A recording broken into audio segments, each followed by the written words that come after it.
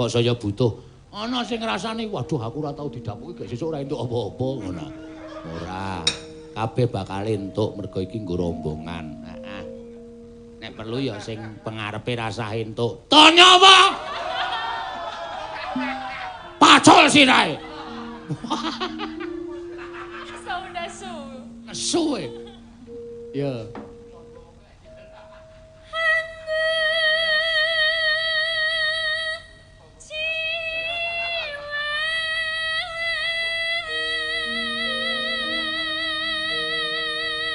Lumbungku iku kudune iso nggo setahun, Tru. Heeh.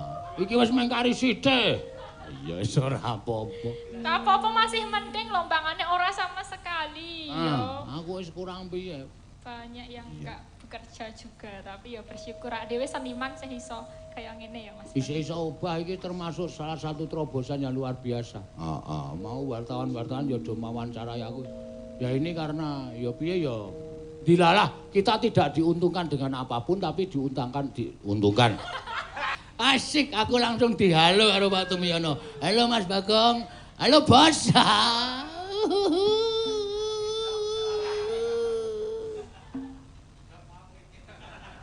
Masih penasaran dengan dok apa yang paling enak? Bensin kula tak sowan mawon, Pak. Senengane ora. Ayo langsung ditampilkan saja. Ya. Saka Pak Tumiyono sik karmane iki bajing loncat terus. Oh iya. Mengko gak iso didum antaraning Mbak Tatin karo Mbak Ika. Sing bajing loncat, sing nembang Ayu, sing bajing bojone Ayu. Iya. Yo, kaya ngapa? Ayo yuk. Pamundutan saka Mas Tristianto, Pak Juwardi, Pak Tumiyono. Ya. Maju, Pak. Maju, apa mundur tenaga geblak. Ana mune geblak le tangi angel le. Napa nate? Mbok. Kok ndur mengubal ugil.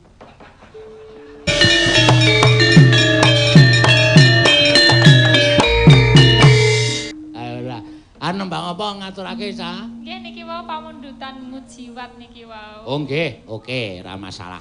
Pamumpap angujiwat. Ya, Mbak Elisa karo Salaso. Ya. Penonton wis mencapai 10.000. Wah, 10.000. Ayo lho karo channelku lho, Tru. Iya, channelku lho. Heeh. Channel Dalang Sena karo channel Kisah Nugroho iki nek ditotal wis 10.000. Oh, tambah channel Ketua Pemuda Karangkadempel 40. Ya iso. Piye Mas Bagong? Ngeceh kowe. Sesuk iki gleleng iki. Channelku. Ah iya. Ya, bawani Mbak Elisa. Duh Nimas Mustika ning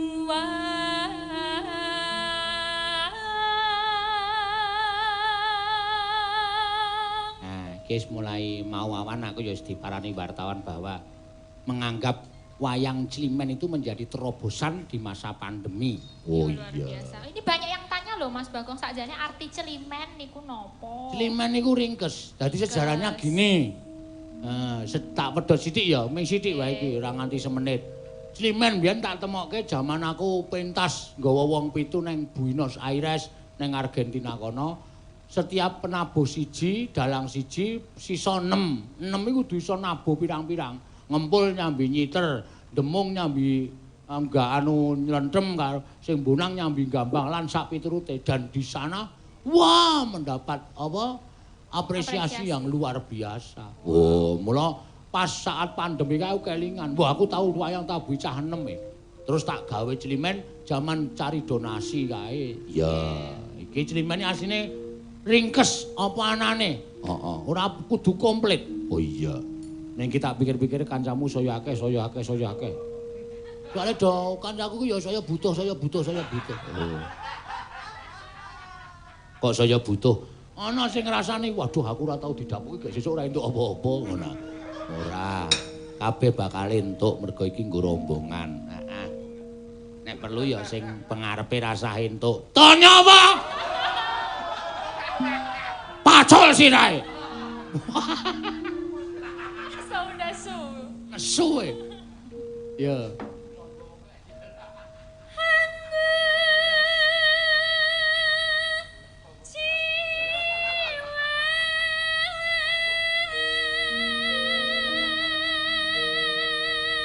Lumbungku iki kudune iso nggo setahun, Truk. Heeh. Iki wis mengkari sithik. Ya wis ora apa-apa. Tak apa-apa masih mending lombangannya ora sama sekali. Yo. Aku wis kurang piye. Banyak yang enggak bekerja juga, tapi ya bersyukur dhewe seniman sing iso kaya ngene ya Mas. Iso obah iki termasuk salah satu terobosan yang luar biasa. Heeh, mau wartawan-wartawan ya do mawancarai aku. Ya ini karena ya piye ya dilalah kita tidak diuntungkan dengan apapun tapi diuntungkan mergo ya Dik duwe channel kuwi mau terus dilalah kok subscribe wis akeh lah kuwi sing diuntungke nang kono kuwi iya ya pancen bener kok kapokmu kapan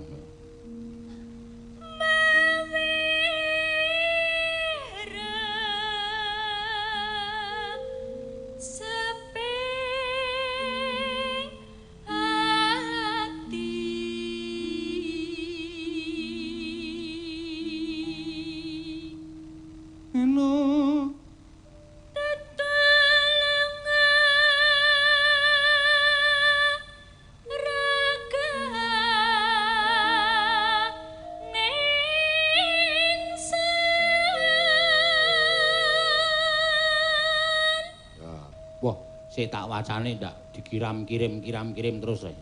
Saka saking Pak Juwardi Bekasi katur Bapak Tumiyono sekeluarga semoga diberikan kesehatan, keselamatan dan keberkahan.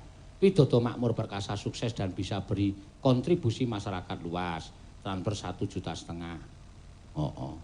Mungkin panjenengane urung midhangetake mau tak waca. Kirim terus.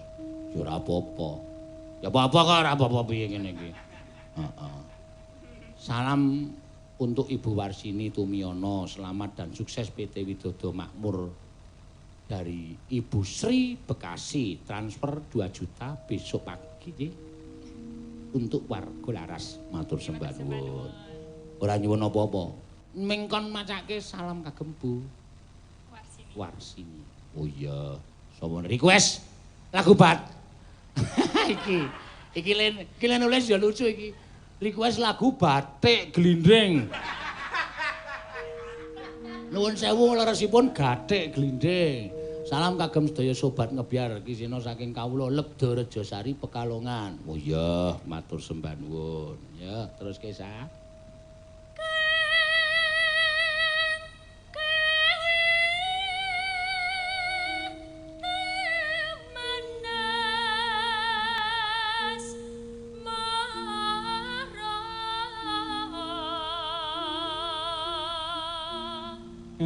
Semira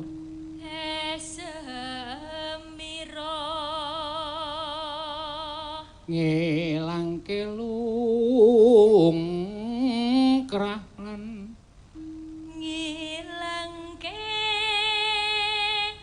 lungkrah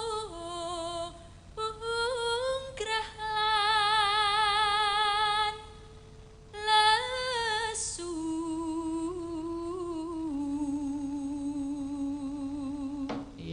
ngilangke rasa kang samar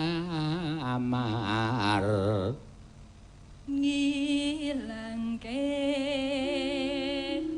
rasa kang samar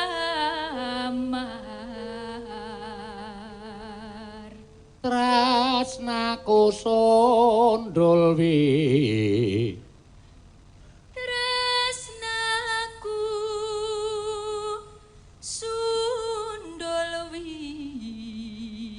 ya yati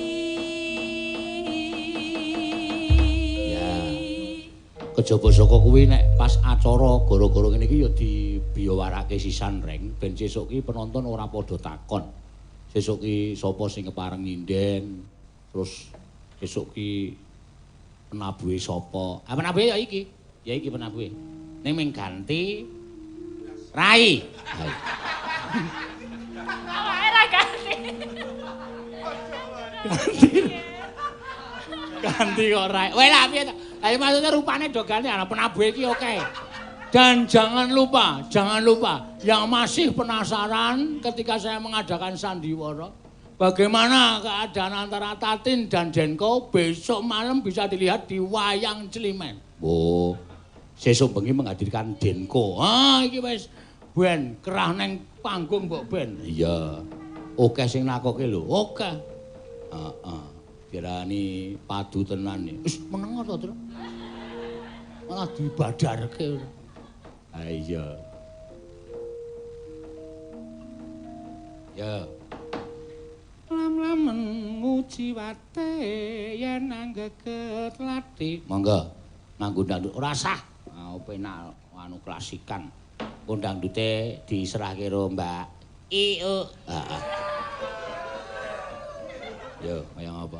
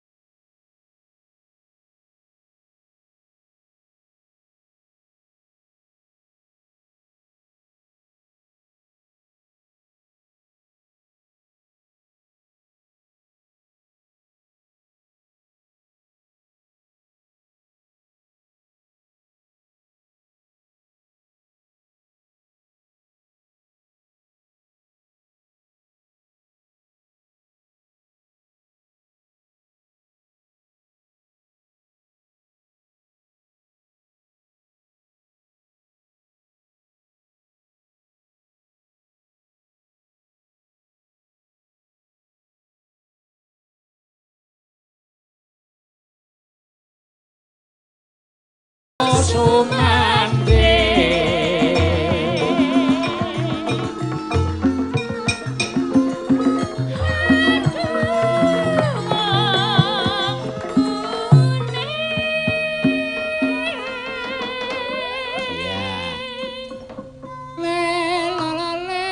mangga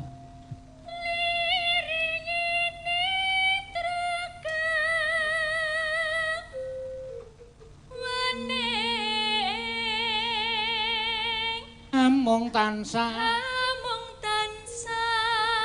tak laleke nanging terus nanging terus eling ya mangga lanjut.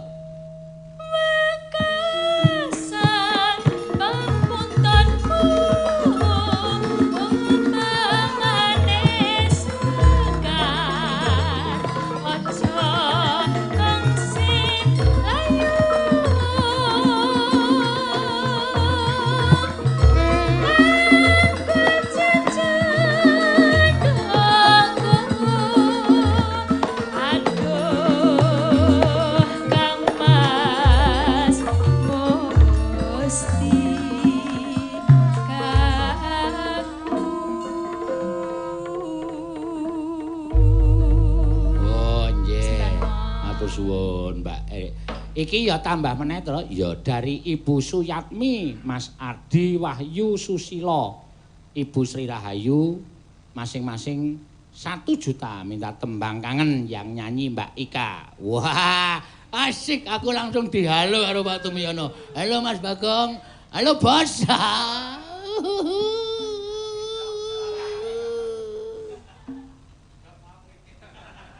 Masih penasaran dengan dok apa yang paling enak? Bensin kalau tak sowan mawon, Pak. senengane ora. Ayo langsung ditampilkan saja. Ya. Saka Pak Tumiyono sik karemane iki bajing loncat terus. Oh iya. Mengko gak iso didum antarane Mbak Tatin karo Mbak Ika. Sing bajing loncat, sing nembang Ayu, sing bajing bojone Ayu. Iya. Yo, kaya ngapa? Ayo yuk. Pamundutan saka Mas Tristianto, Pak Juwardi, Pak Tumiyono. Ya. Maju, Pak. Maju, apa mundur tenaga geblak. Ana mune geblak le tangi angel le. Napa nate? Mbah. Kok ndur mengubal-ugil. Dadak ditarik. Ya, dibawani. Ayo, cara iki keremenane Pak Tumiyono, keremenane Mas Tristianto. Ya. Mula kudu ngaturake sing satenane. Ya. Gunung Galunggung Sumedang Ketunjang. Ya. Kumaha didiek. Waduh. Bisa basa kono. Lho, gareng iki 7 bahasa, Tru. Weh. Basa Jawa, basa Krama, basa Walikan. Basa Ngoko. Basa Banyumas to. Ah, pinter. Iya. Ya. Iki ngapa arek udan apa kelap-kelip? Kalane ket mau ora main lampu. Ambok kowe malik telek mata. Ben diklip-klip ngono. Ya.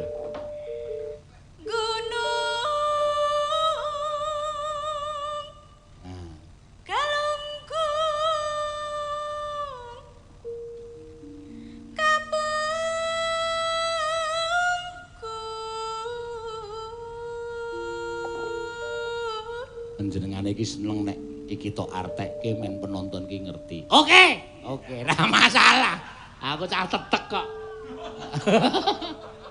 Gunung Galunggung. Apa mau cakepane yuk apa?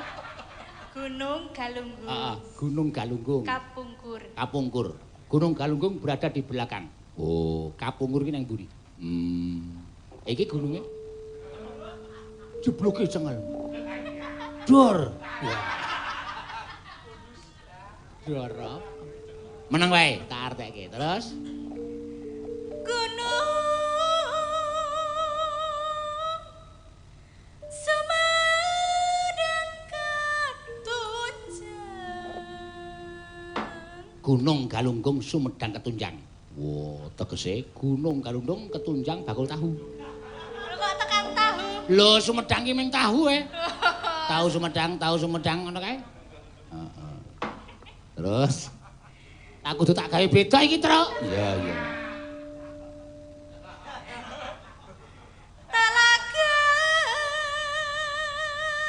Telaga Blumbang Jembar. Heeh.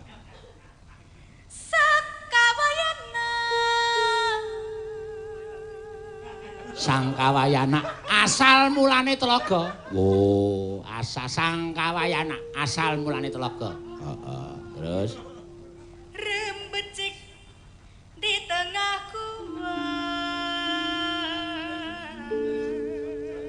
Rembecik iki apa, Reng? Cemek.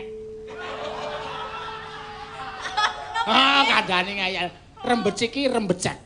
Ateges cemek. Dari di tengah gua iki cemek. Oh. Akeh banyune. Akeh banyu. Ayo, stalagmit. Stalagmit. Sing tetes-tetes iki lho, Truk. Kuwi nek nang jero gua iki marai becek. Iya. Terus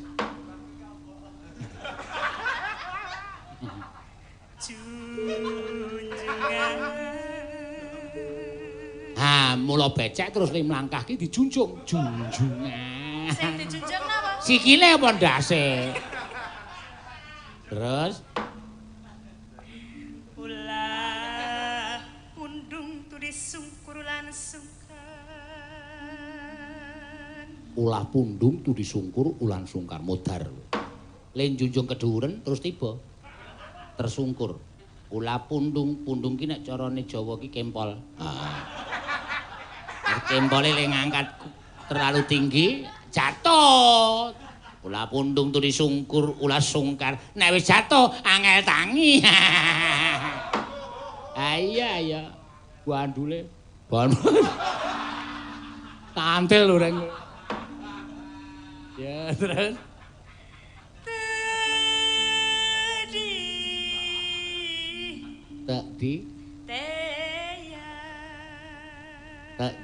Teyan. Oh, tiba blek ngono malah ketok saya gedhe, Tekdi.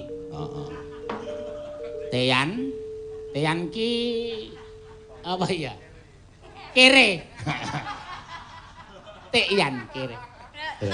Niku maksudnya napa kok gedhe terus kere niku pripun? Kowe kelingan ora dek mayane alun-alun Tuban kae. Heeh. Ya nggone dhewe barang ki ana muni jeneng nang alun-alun kirane lemu-lemu. Ah iya. Oh nek kere niku gedhi. Urung karuan ana sing ora karuan. Ha iki do lemu-lemu lho.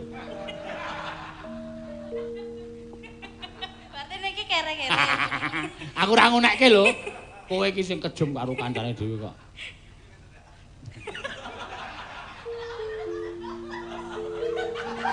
Kong, Bagong. Mbok ya tepo-tepo to. Nek aku dong golek masai kowe meneng. Kowe iki nyaut-nyaut ning siap 96. Biasane niku nek siap niku 86. Nah, aku tambah 10. Iya. Aku iki senengane dilongi kok. Wingi muni COVID 16. Saiki siap 96. Nek ditambahi kabeh kok. Ya. Tarim. Oh, tarim. Tarim.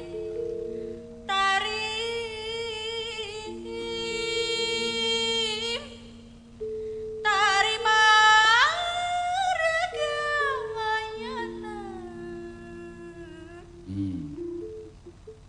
Ngancik.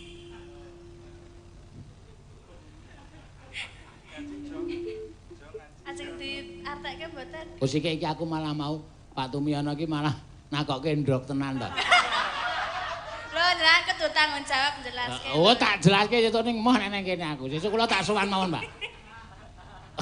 Iki apa ndok sing paling enak Mas Bagong ngono iki? Ndok.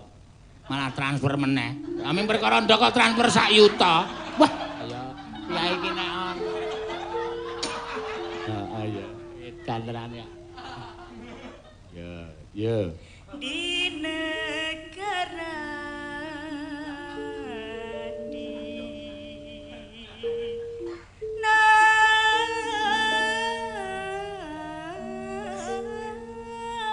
Sunda.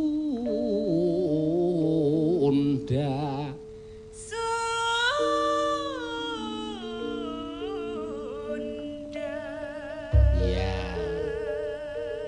Yo, iki pembalung-pembalung iki pancen pembalung biasane. Ki aku wis ora tratapan aku. Nek anggere noleh pembalunge rupane beda ki wis iki. Ning nang ning nang ning nang. Lah. Niki pun dijamin nggih. Oh iya iki pancen tak pilihke nek bengi iki pancen tanggal 22 iki aja gawe wirang. Iya. Ning nang jreng tung tang tung tung tang tung. Pengendange wis saka Bandung asli. Ha iya padake. Saka Cibaduyut e. Ora kaya lemek sandal to kuwi. Bojone melu lho nek nesu. Ya.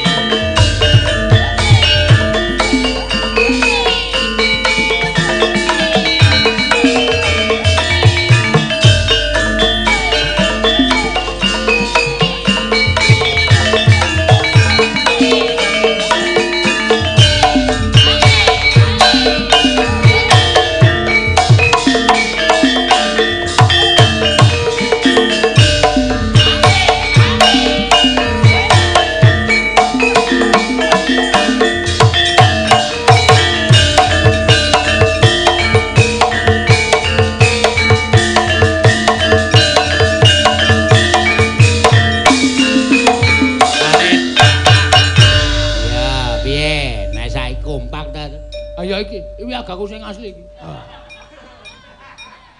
Trampil. Heeh. Ning aku weling lho, Tru, aja dijajal dhewe-dhewe. Oh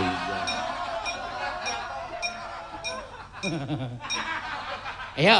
Bajing loncat. Ya. Bajing loncat, bajing loncat ke astana. Aduh, abdi lepat darosan ketinggalan. Iya. Ya.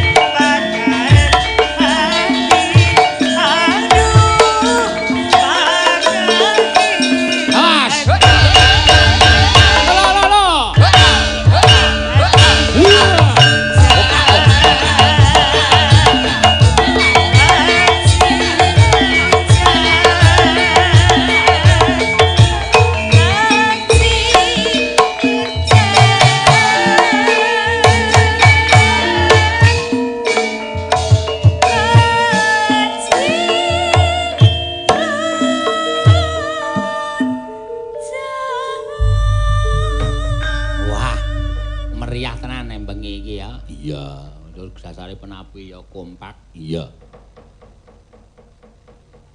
Gong.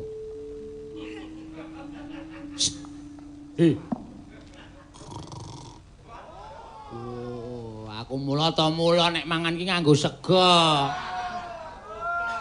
Ora kok dumeh PPO. Lho. PPO iki apa ning? Pumpung ana. Ah iya. Ah senengane ora getak. Walah kok ndak tau getak. Ya men to. Ah Bagong ki nek ora digetak ora tangi. Wah! Janan asem tenan kok. Wah, aku ora iso ndelok penyanyine mung ndelok bajinge tok. Arep tak sawat-sawat to.